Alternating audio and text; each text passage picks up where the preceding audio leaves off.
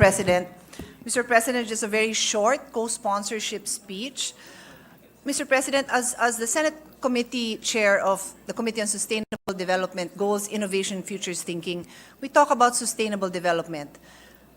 We broadcast to the world, we show pictures of our beautiful landscape, seascape, and of course, the picture of modernization. But as they say, Mr. President, you can only determine truly how advanced or how developed a country is when you look at how they treat the most vulnerable in their society. So when we look at families who cannot even feed their children 3 meals a day, who struggle to put literally a roof over the head, where they live in shanties, they live, Mr. President, in these worn tarps that are used during political campaigns, di ba? After the campaign, you'll see na bubong na yan ng mga bahay, pader na yan ng kanilang barong-barong. This is how millions of people live in the Philippines, Mr. President. So when we take time dealing with political issues, it takes time away from dealing with the poorest of the poor who need our support to live a decent life.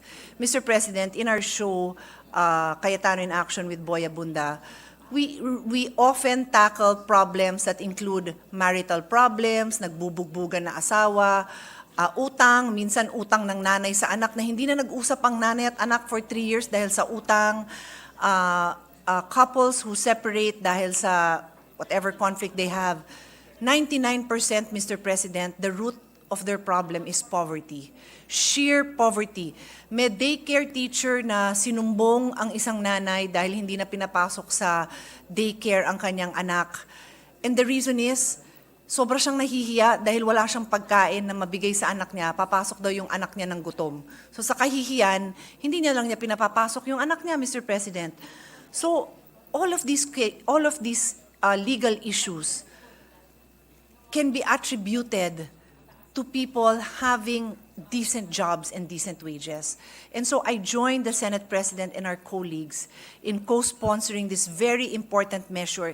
It may not seem like a lot because it is really not that much, but I believe it paves the way in us recognizing that this cannot continue as it is. When His Honor, the Senate President, mentioned BARM, we do need to look into this and see how we can single out those areas that need more support, because it is just really how it is. I mean, when I traveled and His Honor, the Senate President, and I are walking mates during our official trips, I've talked to our embassies and our host countries about their poverties in their countries.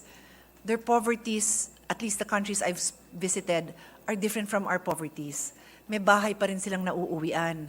Pag malamig, baka pinag-aawayan nila ng konti, yung heater hindi ganun kainit. Pero may trabaho naman. Yung trabaho siguro nila, kung 600 euro a month na maliit sa Europe, pero 600 times 60, that's 36,000 pesos. And here we're talking about hindi pa umaabot sa 15,000 pesos, Mr. President. So it's incomparable, but it is not acceptable that we continue this way. So I thank His Honor for prioritizing this measure. And as I said, I join our colleagues in supporting this measure. I will submit a more comprehensive sponsorship speech for the record, because I just really like to tie it into all the SDGs that are affected by this. Health, education. Hindi mo nga mapaaral yung anak mo dahil wala kang pambaon man lang para may makain siya. And you can't even begin to go to get health care dahil karamihan sa kanila, alam nila na kahit papano may aambag dahil yung sinasabing no balance billing, hindi naman actually 100% accurate. Meron din naman iaabono, depende rin sa sakit. So, tama sila na, di bali na lang, wala na lang silang aasahan. And that is not how we want our Filipino people to feel. So again, my full support for this measure, Mr. President. Thank you. Thank you very much.